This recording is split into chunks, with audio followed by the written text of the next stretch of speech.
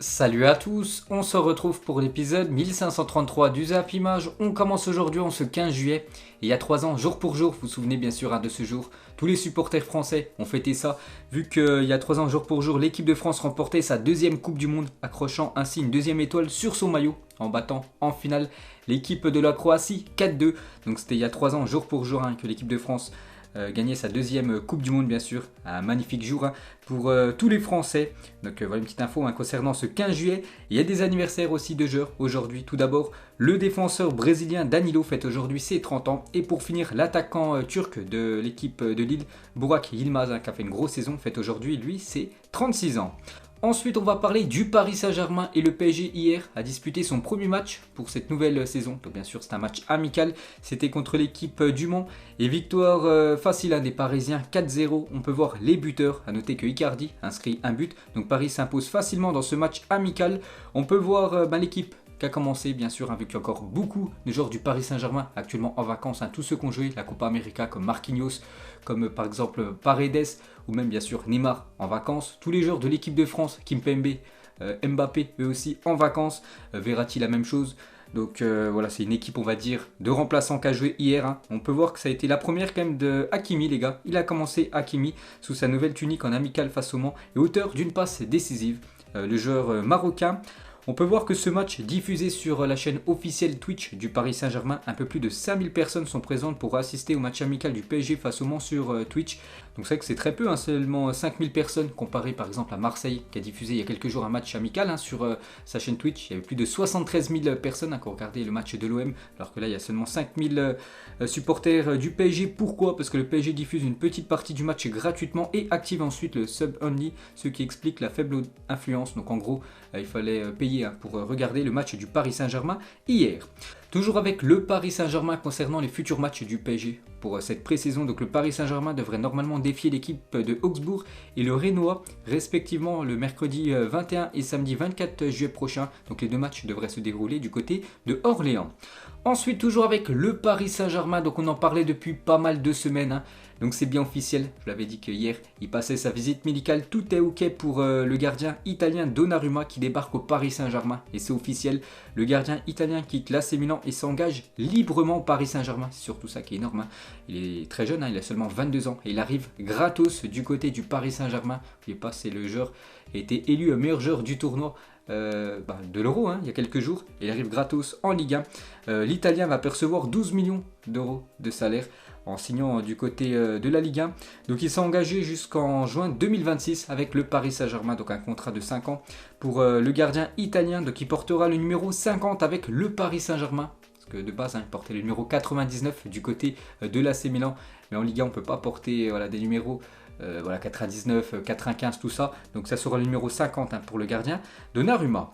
Toujours avec lui, quelques déclarations de sa part. Il a dit: je suis très heureux de faire partie de ce grand club qu'est le Paris Saint-Germain. Je me sens prêt à relever ce nouveau défi et continuer à grandir ici. Avec Paris, je veux gagner autant que possible et donner de la joie aux supporters. Et il parle aussi de la Ligue des Champions, qu'il n'a jamais disputée encore. Donnarumma est une compétition très importante, ce qui me tient à cœur de la disputer. J'ai essayé de la jouer pendant des années, je n'ai pas réussi et je suis impatient de la découvrir avec son nouveau club, l'équipe du Paris Saint-Germain.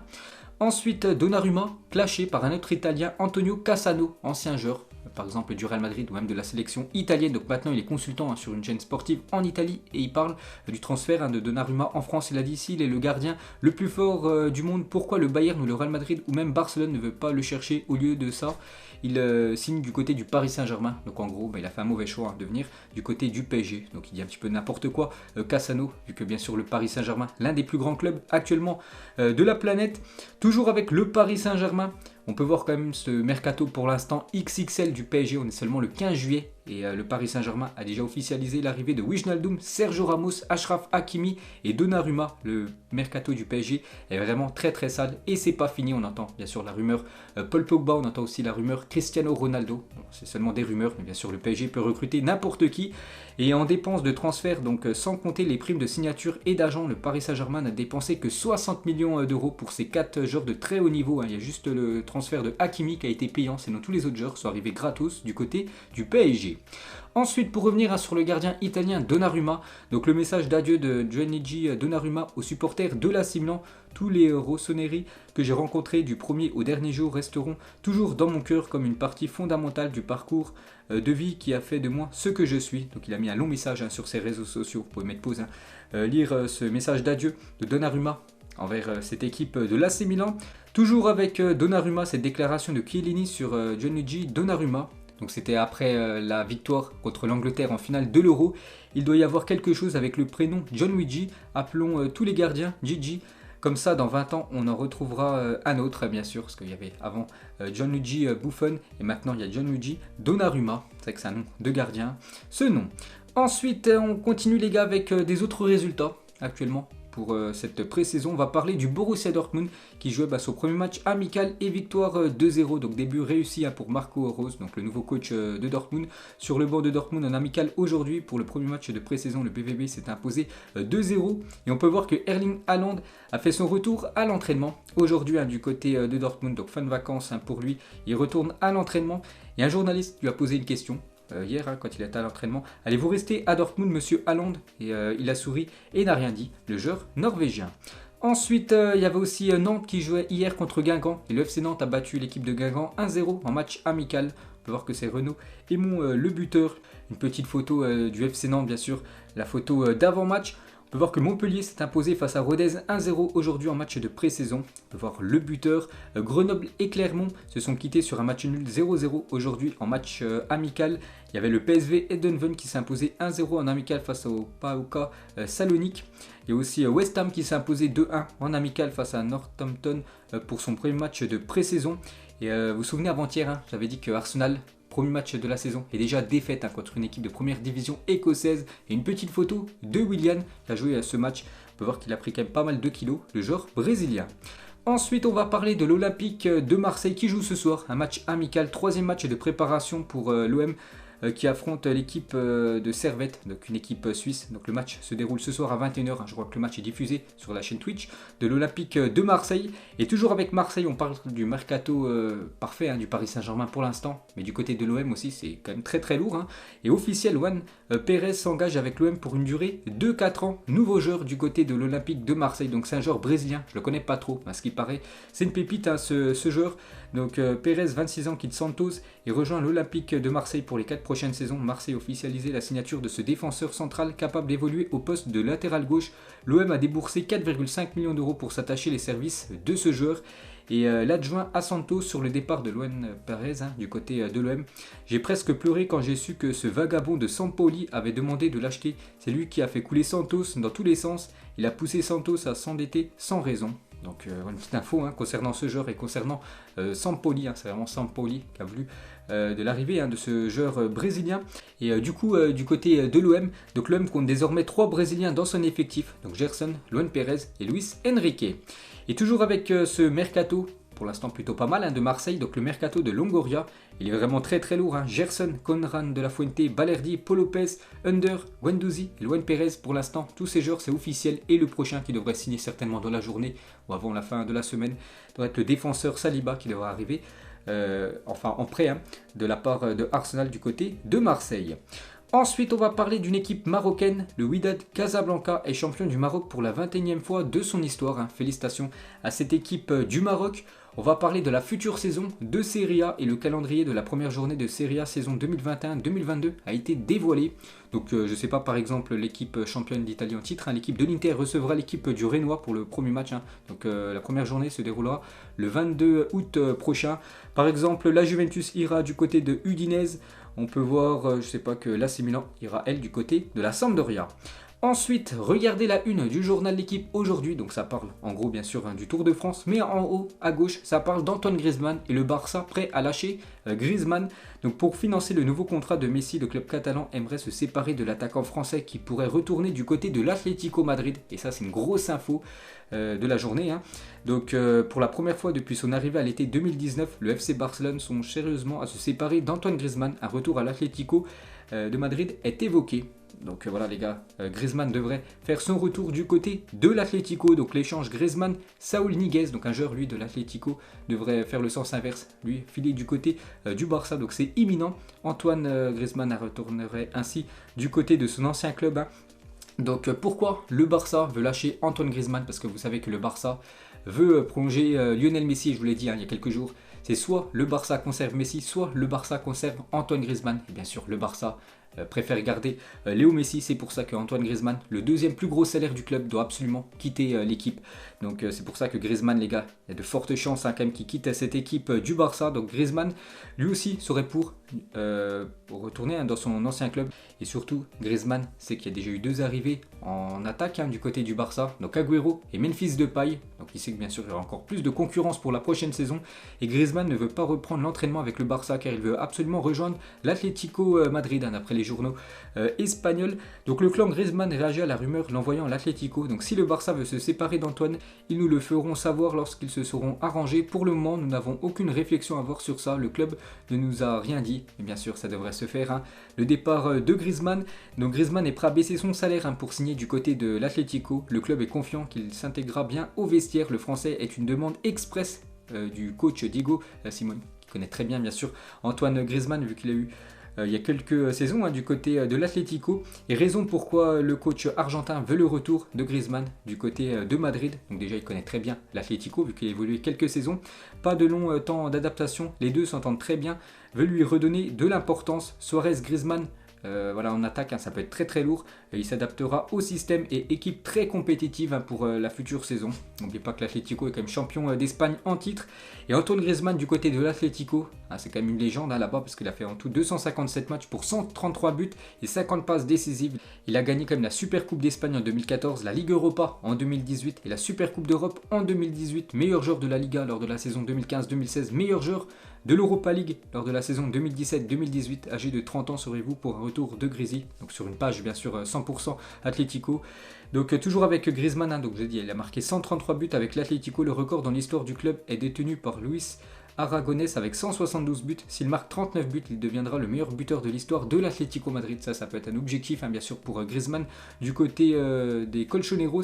Et c'était il y a 793 jours exactement l'annonce du départ d'Antoine Griezmann de l'Atlético de Madrid. C'était le 14 mai 2019. On peut voir un communiqué officiel de la part de l'Atlético. Il disait en gros que son attaquant Antoine Griezmann quittait Madrid pour rejoindre l'équipe du Barça. Il est très proche de refaire le sens inverse. 2018, Griezmann embrasse l'écusson de l'Atlético et quitte le club quelques mois plus tard. 2021, Griezmann embrasse l'écusson du Barça.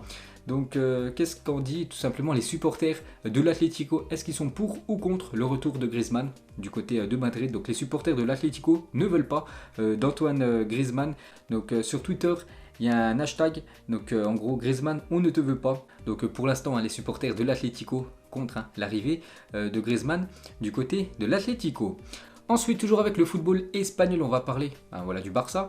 Et la une du journal Mundo Deportivo, et bien sûr, ça parle de Lionel Messi, la légende du club Blaugrana. Donc Messi, 5 ans Barcelone, et Messi finalisent un accord pour unifier leur voix jusqu'en 2026. En attendant l'annonce officielle, Léo va réduire son salaire quand même de 50% pour prolonger du côté du FC Barcelone. Et le club attend l'approbation de la Liga pour s'inscrire. On peut voir aussi la une du journal Sport, Messi 2026. Il devrait bien prolonger du côté du club Blaugrana. Léo Messi, actuellement sans contrat.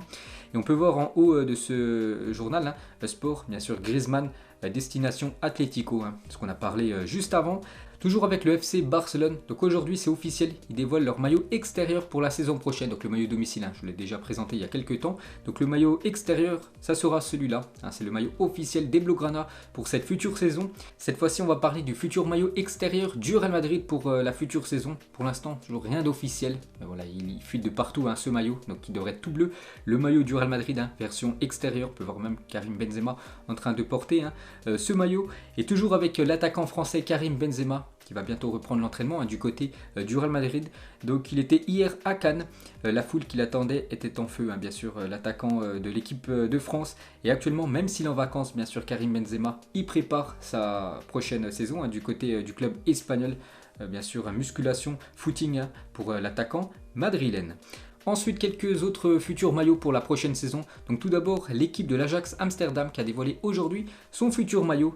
Et il faut avouer qu'il est magnifique. Donc l'Ajax dévoile son nouveau maillot domicile. Le logo utilisé est un ancien et le nom des joueurs ne sera pas floqué au dos. Il y aura seulement que le numéro pour cette future saison. Donc le logo sera argenté. Voilà le logo de l'Ajax pour cette future saison. Très très beau maillot. Il y a aussi le Bayer Leverkusen qui a dévoilé son nouveau maillot domicile. Il est inspiré du maillot que portait l'équipe lors de la saison 2001-2002. Donc un maillot rouge et noir pour cette équipe allemande. Ensuite, quelques infos concernant l'Euro, et c'est bien officiel, le but de Patrick Schick a été élu plus beau but du tournoi, ce magnifique but qu'il avait inscrit en match de poule contre l'équipe de l'Écosse, un but quasiment du milieu de terrain. Donc il avait tiré de là, bien sûr, il avait marqué, donc ça a été élu le plus beau but de cet Euro 2020, magnifique but de l'attaquant Patrick Schick. Ensuite, toujours sur cet Euro, donc selon plusieurs médias britanniques, l'UEFA a ouvert une nouvelle enquête disciplinaire contre la fédération anglaise. Cette fois, l'Angleterre risque plusieurs matchs à huis clos pour les débordements survenus à Wembley dimanche lors de la finale de l'Euro. Donc vous savez, il s'est passé quand même pas mal de choses, surtout en dehors du terrain. Donc près de 5000 personnes auraient pénétré illégalement dans l'enceinte de Wembley lors de la finale via les voies suivantes, donc passer par les entrées pour handicapés, forcer les entrées classiques, corrompre les stadiers avec des sommes allant de 20 à 200 livres. Donc voilà, c'était un petit peu n'importe quoi. Donc moi je pensais qu'il y avait au moins, je l'avais dit il y a quelques jours, je pensais qu'il y avait au moins 1000 personnes qui avaient rentré illégalement à Wembley pour assister à cette finale. En gros, il y en aurait plus de 5000 quand même qui auraient assisté à ce match gratuitement. Donc c'était un petit peu n'importe quoi la sécurité du côté de Wembley. C'est pour ça que les futurs matchs de l'Angleterre pourraient se jouer à huis clos. Ensuite, une déclaration de Sancho par rapport à son Euro et par rapport à cette finale et par rapport à ce penalty loupé de Sancho. Bon, il a été arrêté. Je veux m'excuser auprès de tous mes coéquipiers, au personnel, au staff et surtout aux fans que j'ai déçus. J'ai vécu le pire sentiment de ma carrière. C'est dur de mettre un mot dessus. Ce fut un honneur de porter le maillot anglais. Nous reviendrons plus fort. Donc voilà la déclaration du nouveau joueur de Manchester United. Ensuite, une déclaration de José Mourinho par rapport à l'équipe de France qui s'est fait éliminer très tôt dans la compétition dès les huitièmes de finale. En étant arrogant, la France a perdu la chance de gagner un nouvel Euro. C'est une meilleure équipe que l'Angleterre et que l'Italie, mais le football les a punis et c'était mérité contre la Suisse. Ils ont été menés, ils ont changé en cours de jeu, ont détruit la Suisse en 20 minutes de football magnifique en jouant peut-être le meilleur football du tournoi. Puis le football les a punis pour la manière dont ils ont célébré, dont ils ont réagi pour les changements de Deschamps, donc par rapport peut-être à la célébration, vous vous souvenez de Paul Pogba quand l'équipe de France gagnait 3-1, il avait fait une petite danse Paul Pogba, donc en gros voilà ce que dit José Mourinho, donc la France a été trop arrogant, c'est pour ça que le football l'a puni. Et toujours avec José Mourinho, il parle de Luke Shaw, le défenseur anglais, buteur en finale contre l'Italie, parce que les gens pensent que je n'aime pas Luke Shaw, je dois dire tournoi incroyable, une finale fantastique, aucune erreur défensive pour le défenseur des Red Devils. Ensuite, on revient 2 ans jour pour jour en arrière. Le Sénégal se qualifie en finale de la Coupe d'Afrique des Nations contre l'Algérie. Donc en demi-finale, ils avaient battu la Tunisie après prolongation. Ensuite, on va parler de Malcolm, ancien joueur par exemple du Barça ou même de Bordeaux, a été appelé par le Brésil pour disputer les Jeux Olympiques à Tokyo. Il remplace Douglas Augusto, un joueur de PAOK Salonique qui a déclaré forfait suite à une blessure. Donc il va disputer les Jeux Olympiques, le joueur Malcolm. Des nouvelles de Cristiano Ronaldo, toujours en vacances, donc CR7 va reprendre très prochainement l'entraînement, je crois que c'est début de semaine prochaine, retour pour lui à Turin, donc actuellement toujours en vacances Cristiano Ronaldo avec sa copine, et la même chose pour Lionel Messi lui aussi, il vient juste de commencer ses vacances lui aussi à l'entraînement, chez lui en compagnie de sa femme. Ensuite, Sergio Ramos n'a pas dit adieu à la sélection espagnole. Il a dit j'espère avoir encore un avenir en sélection, mais je sais que pour cela je dois rester au plus haut niveau sur le terrain. Jouer avec l'équipe nationale a toujours été quelque chose de très important à mes yeux. Et j'en suis sûr que l'objectif bien sûr de Sergio Ramos, donc déjà revenir dans le groupe espagnol et disputer la Coupe du Monde l'année prochaine au Qatar.